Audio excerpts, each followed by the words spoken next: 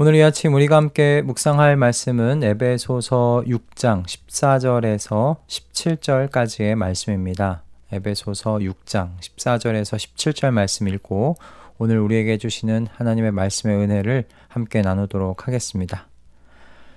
그러므로 여러분은 진리의 허리띠로 허리를 동이고 정의의 가슴마기로 가슴을 가리고 버티어 서십시오. 발에는 평화의 복음을 전할 차비를 하십시오. 이 모든 것에 더하여 믿음의 방패를 손에 드십시오. 그것으로써 여러분은 악한 자가 쏘는 모든 불화살을 막아 꺼버릴 수 있을 것입니다. 그리고 구원의 투구를 받고 성령의 검, 곧 하나님의 말씀을 받으십시오. 아멘. 유니폼이라는 것이 참 저는 신기한 것 같습니다. 특히 이 군복이나 경찰복 또는 소방관 분들이 입으시는 그런 복장 등은 더더욱 그런 것 같아요. 이처럼 그 직종을 대표하는 유니폼을 입으면 그 직에 걸맞는 말과 행동이 나오게 되는 것 같습니다. 남자들에게 군복은 그런 면에서 더더욱 영향을 미치는 것 같습니다. 군복을 입고 예비군 훈련하려고 가는 길에 제 안에 뭔가 또 다른 사람이 나타나는 것 같아서 제 스스로도 참 이거 신기하다 그렇게 생각하고는 하는데, 저는 바울이 감옥에 갇혀 매일 보았던 로마 병사들도 비슷하지 않았을까 싶습니다. 로마 병사들에게도 그 갑옷과 투구와 방패는 그저 그들의 몸을 지키는 무기로서의 역할만 하는 게 아니고요.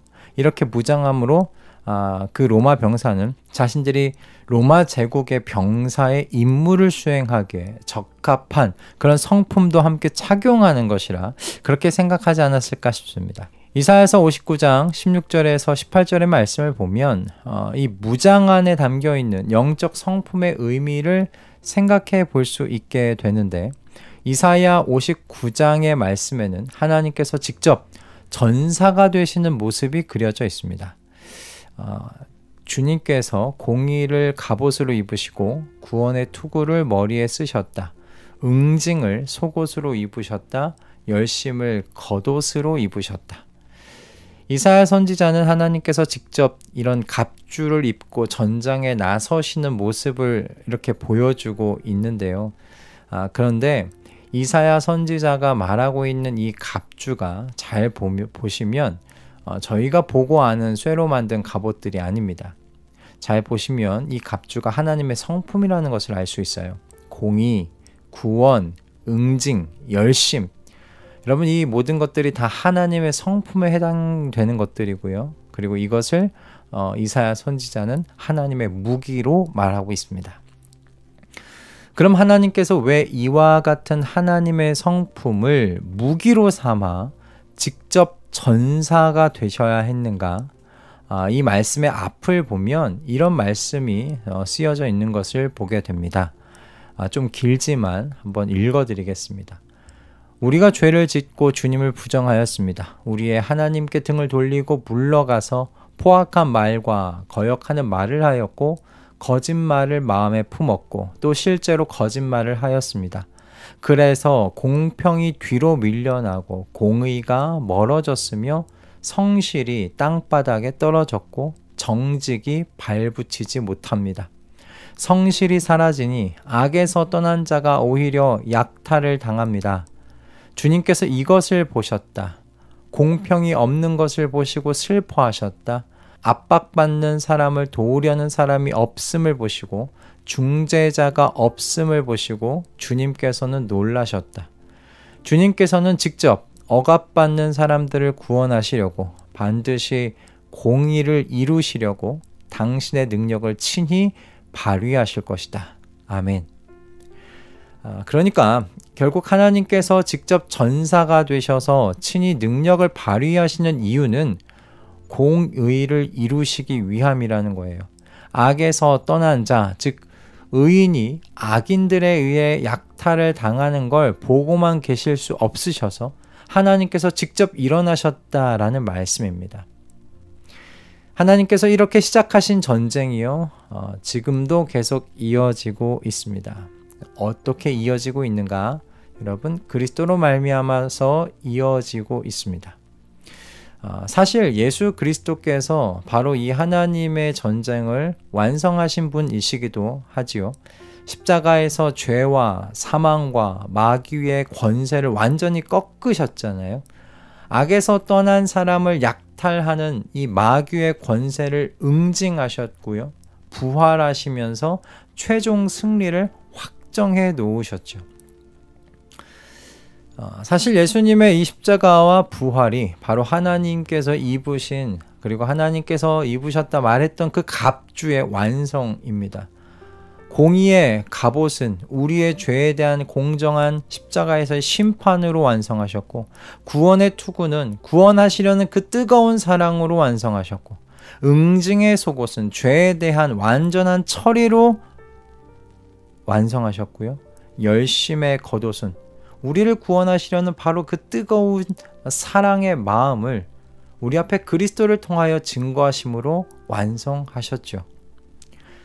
그런데 이 과정 속에서 여러분 놀라운 일이 일어난 겁니다. 어떤 일인가?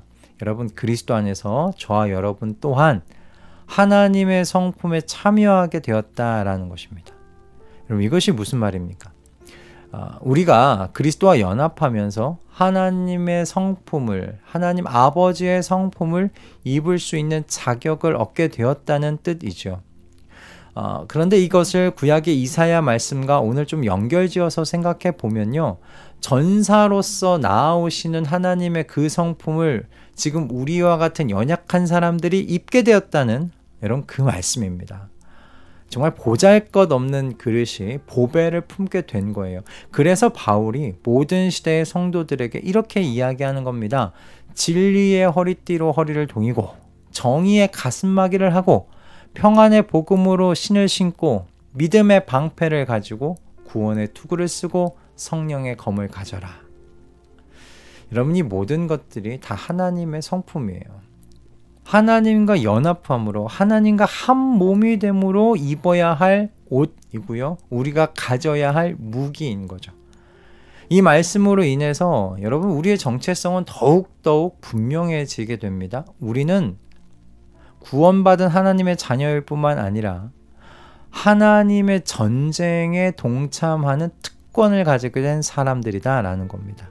하나님이 시작하셨고 그리스도께서 완성하신 바로 그 싸움에 저와 여러분도 참여할 수 있게 된 것입니다.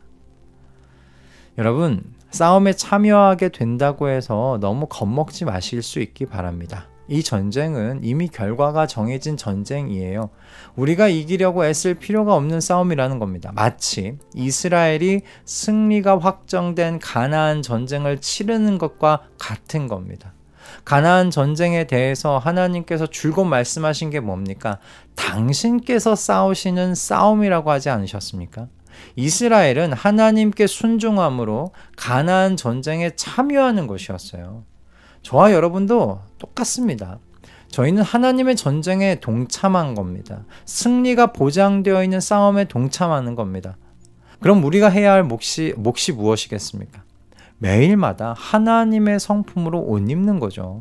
스스로를 점검함으로 하루를 시작하고 또다시 하나님의 성품으로 옷 입고 하루를 잘 살아냈는지를 복기하는 겁니다.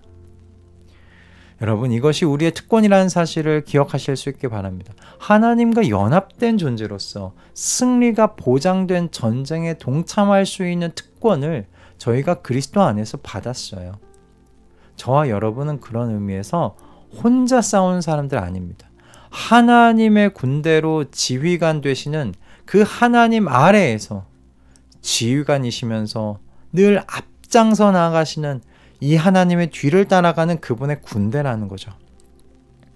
오늘 하루도 이 확신 속에서 살아가 보십시다. 저와 여러분은 하나님의 성품으로 무장한 그리스도의 군사들입니다. 이미 승리한 전쟁에 동참한 특권을 받은 사람들입니다. 이 정체성을 잊지 마시고 담대하게 각자의 삶의 자리로 각자의 또 그 전장으로 뚜벅뚜벅 하나님 나라 깃발을 들고 나아가시는 우리 말씀 동행 모든 식구분들 다 되시기를 주님의 이름으로 축복합니다. 할렐루야. 기도하겠습니다. 주님, 보잘것없는 저희를 그리스도 안에서 하나님의 성품에 참여한 사람들 되게 해주셔서 감사드립니다. 그리고 승리가 보장된 이 영적 전장에 동참하는 특권 주심에 또한 감사드립니다. 그러니 오늘도 하나님의 성품으로 우리의 영혼을 무장하여 담대히 전장으로 나아가게 하여 주시옵소서. 늘 앞장서 나아가시는 우리의 대장의 뒤를 하나님 나라 깃발 높이 들고 따라가는 저희 되도록 성령으로 충만하게 하여 주시옵소서. 예수 그리스도의 이름으로 기도드립니다. 아멘.